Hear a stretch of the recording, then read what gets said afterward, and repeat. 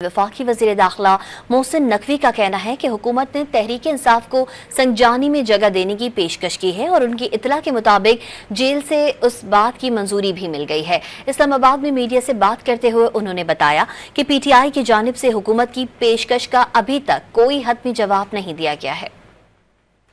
हमने उनको संजानी में कहा था कि आप वहाँ चले जाएं और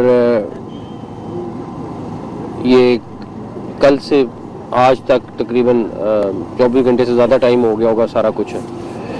इस सिलसिले में उन्होंने 2 दफ़ा जाके जेल में मुलाकातें भी की। जो मेरी इंफॉर्मेशन है वो ये है कि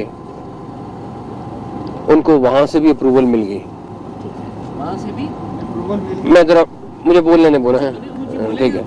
तो मेरा उसमें यह था कि हमने उनको कहा था कि आप एप्लीकेशन दें और आप संजानी चले जाएं, जाके वहाँ पे जो जगह डिस्ट्रिक्ट यहाँ की गवर्नमेंट है, DC साहब है, वो आपको साइन करते हैं ताकि ये क्लैशेस वगैरह ना हो। उनकी पार्टी के अंदर मुझे नहीं पता इस टाइम कौन लीडर है कौन नहीं है, लेकिन हमें अभी तक उसका फाइनल जवाब नहीं आया है। तो फॉर रिकॉर्ड आपको पता हो कि हम लोगों ने उनको संजानी में बिल्कुल कहा था कि आप चले जाएं और वहाँ जाके आप अपना उधर बैठें, जाके जो भी बात करनी